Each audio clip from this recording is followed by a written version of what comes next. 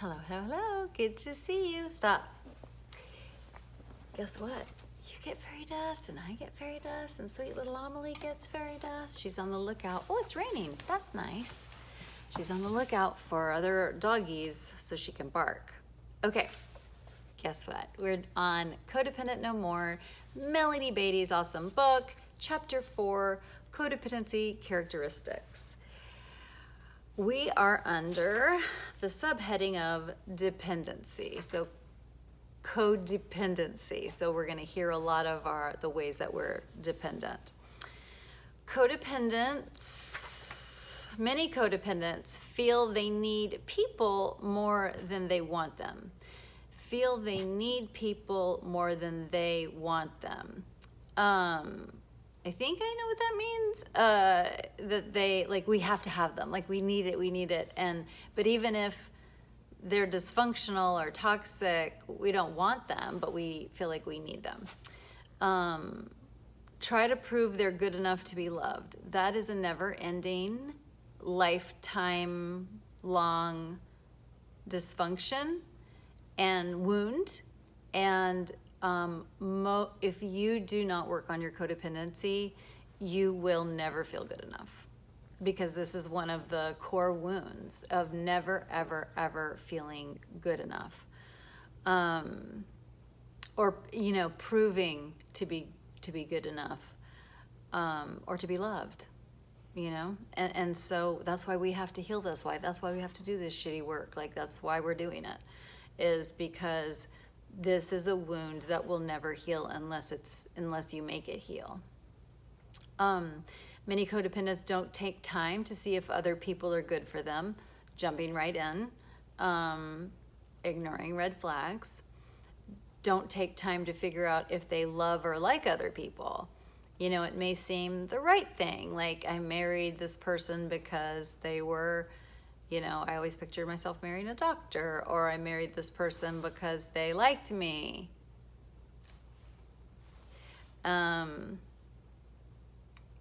Go out with people just because they liked me. Like, it didn't matter if I didn't like them or not, or didn't like if we had anything in common. But if they liked me, I'm all in. Like, yeah, of course, because I don't matter. Myself, what I want, my needs, my wants don't actually matter. It matters that someone likes me, and that to have that feeling is like a drug to us. It's like, oh my God, like, please like me. Like, yes. I've been looking for again, not even noticing that we don't like their politics or values or, whatever, the way they treat waitresses or whatever. Center their lives around other people. Of course, that's kind of par for the course. Look to relationships to provide all their good feelings. The other thing about centering lives around other people is that I've noticed that, that's one of the ways that codependents are very busy. They're very busy, rescuing other people, like rescuing friends, rescuing someone who's have a hard time, rescuing somebody who has just a frown on their face. Like, I'm overwhelmed, but they're saving all these people, and I've got too much to do. But they, the minute somebody calls, it's like a bat signal. If somebody's not, needs help, like, forget, and it's, if they didn't have that, they would have more, they would get to live more of their life. But it's I see this as an addiction, that it's almost like they can't help it. And unless you want to change it, and then try to change it, it will just be like that forever. These characteristics only get worse for us unless we stop the inertia of it and do the work to change it. Look to relationships to provide all their good feelings. Yeah, so depressed, sad, lost, whatever, and then just keep looking outside for the good feedback. Like, if we're rescuing somebody, they might thank us, and it's like, okay, good, I feel good. Lose interest in their own lives when they love. Yeah, just focused on the other person. Like, just loses that autonomy, and just acquiesces to the other person. Worry other people will leave them. I have abandonment trauma, so definitely worried about that. Always worried, forever and forever. I got really lucky with my husband, who I'm married to now, and I always felt like, well, it was just a matter of time till he leave, like, don't get too attached, like, all that, you know. And then one day he said to me, I said, but you could leave, like, or do you need to leave now because I'm being an asshole or a bitch or something, like, you know, like, he just looked at me one time when one of these things happened.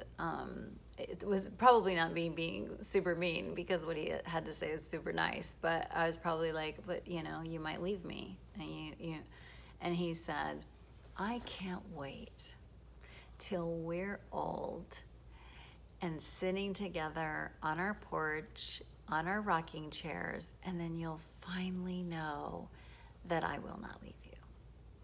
And I was like, okay. And from that moment forward, I trusted him. Like, I fully trusted him never to leave me. And that doesn't mean I just, you know, I could be shitty in the relationship, of course, but I didn't have that overarching, you know, when is it going to go away? When is it going to go away? I didn't have that overarching over, you know, this whole meta view that I was eventually going to get left. So, he's a little sweetheart, says and does the right things. So grateful. Okay, where am I? Don't believe that they can take care of themselves fully.